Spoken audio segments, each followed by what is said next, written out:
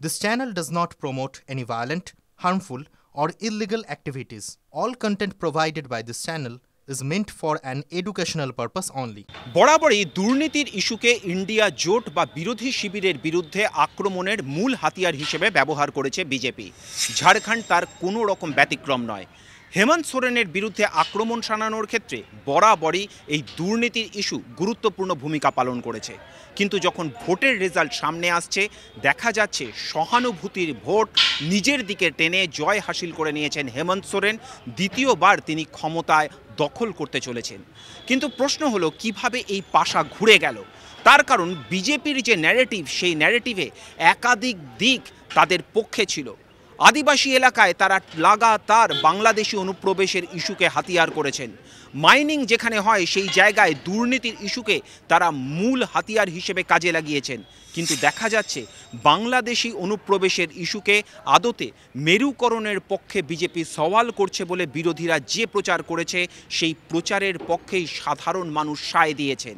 অর্থাৎ আদিবাসী ভোট এখনও রয়েছে ঝাড়খণ্ড মুক্তি মোর্চার পাশেই। অপরদিক থেকে যেভাবে অ্যান্টি ইনকামবেন্সি কাজে লাগবে বলে বিজেপি মনে করেছিল তা কোনোভাবেই কাজে লাগেনি।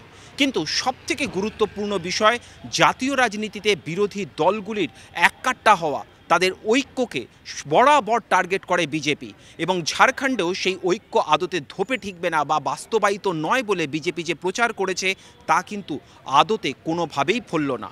যেভাবে আরজেডি, কংগ্রেস, ঝাড়খণ্ড মুক্তি মোর্চা এমনকি বামপন্থীদের মধ্যে আন্ডারস্ট্যান্ডিং হয়েছে, যেভাবে আসন সমঝোতা হয়েছে, তাদের দীর্ঘদিনের বোঝাপড়া যেভাবে মানুষের মধ্যে আস্থা অর্জন করে নিতে পেরেছে, সেই বিষয়টি আদতে এই সাফল্যের ক্ষেত্রে মূল অনুঘটকের ভূমিকা পালন করলো বলে রাজনৈতিক মহল ব্যাখ্যা করছে।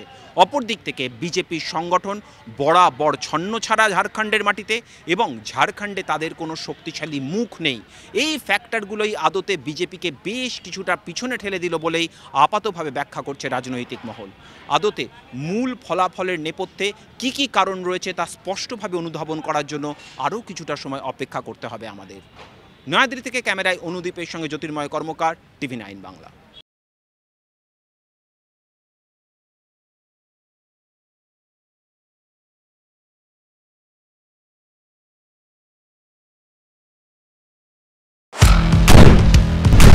আপনার সমস্যা দিনে দুপুরে ডাকাতি করে পরেও অশান্তি হচ্ছে, আপনাদের কোনো অসুবিধা বাড়িতে থাকতে পারছি না, ঘটনা হোক বা দুর্ঘটনা, বিস্ফোরণ স্থলের একেবারে কাছে ব্যানারগুলো খুলে ফেলা হচ্ছে, রীতিমতো ভবিষ্যৎ হয়ে গিয়েছে স্টুডিওয় নয় সোজাসুজি হটস্পট থেকে আমি শর্মিষ্ঠা। দুটি নৃশংস হত্যাকাণ্ডের অভিযোগ উঠে আসছে। শুধু আপনার কথা, শর্মিষ্ঠা মানে খবরের হটস্পটে আপনাদের নিয়ে যাবে। হটস্পট সোম থেকে শনি সন্ধ্যে 7:30টায় TV9 বাংলায়।